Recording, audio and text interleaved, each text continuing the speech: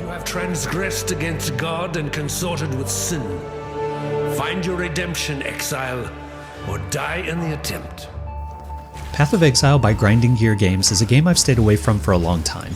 Not because of its intimidating skill tree or complex build crafting, but because I'm terrible with Excel. Before starting, I thought I'd look up a couple of beginner guides to gain some foundational knowledge, and was met with videos that were either hours long or had me installing third-party software before even opening the game.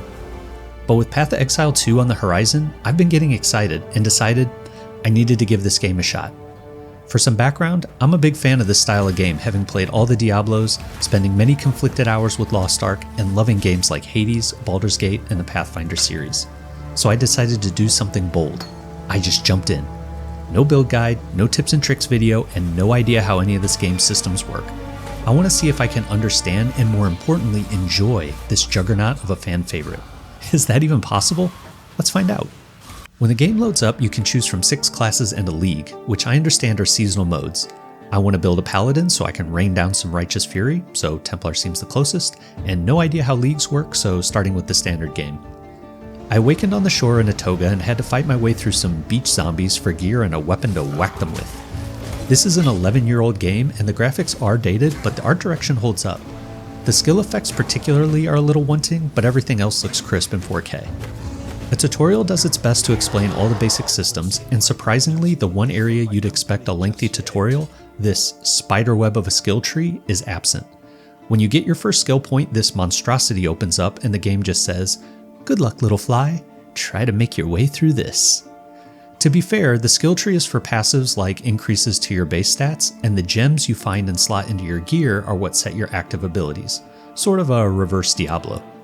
I picked up a few quests in the first town and everything is voiced and voiced well. The overall sound design is excellent too, from the combat to the atmospheric effects, and with headphones, it's really immersive. Early on, the difficulty felt good, and there are elite mobs roaming around that you can't always button mash your way through, or at least I couldn't.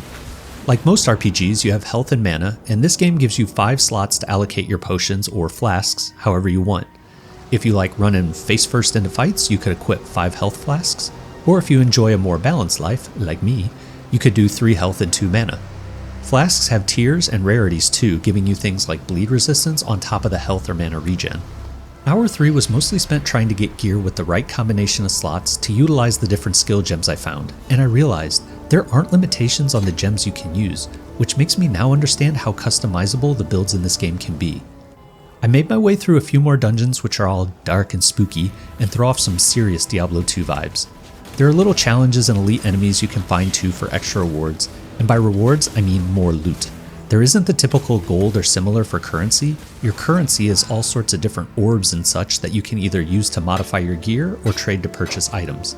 I believe there's an auction house too, but I'm overwhelmed enough as it is. I completed several of my quests in the 4th hour, and the voice acting remains excellent, but the story is confusing. It's not clear who I am and what my overall goal is, but it's moving me from point to point in a concise manner, which I appreciate. The leveling process has been quick and smooth too, and constantly finding and trying new skills has been great. I probably need to find a build guide though, because my paladin is not. Unless you picture a paladin as a pantless, wand-wielding old man with a flag on his back and a horde of zombie minions following him around. It's not the righteous fury I was looking for, but I'm killing enemies and clearing maps, so we're rolling with it. After 5 hours of collecting all sorts of different items, I need a better system to sort them. The amount you can carry on your character isn't all that much, meaning I've been portaling in and out of dungeons frequently to sell gear, and the stash is just a big box with a couple of tabs. I should mention that Path of Exile is free to play, and monetization comes in the form of a cash shop for cosmetics and convenience items such as upgraded inventory.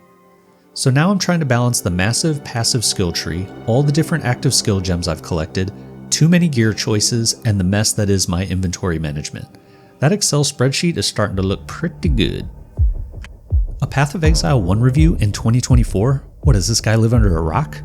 No, I don't live under a rock, and I'm a big isometric ARPG fan. It felt good to finally get hands-on with this beloved game, and while there's a lot to take in, it's also a blast. The promise of building a powerful character that can decimate maps of enemies using lightning-infused tidal waves of poisonous acid that spit fireballs to complete the lengthy endgame in its many seasons lured me in and hooked me in its web. And I can't wait to keep learning, discovering, and maybe even making some purchases to support this developer. Or my sanity. Either way, win-win.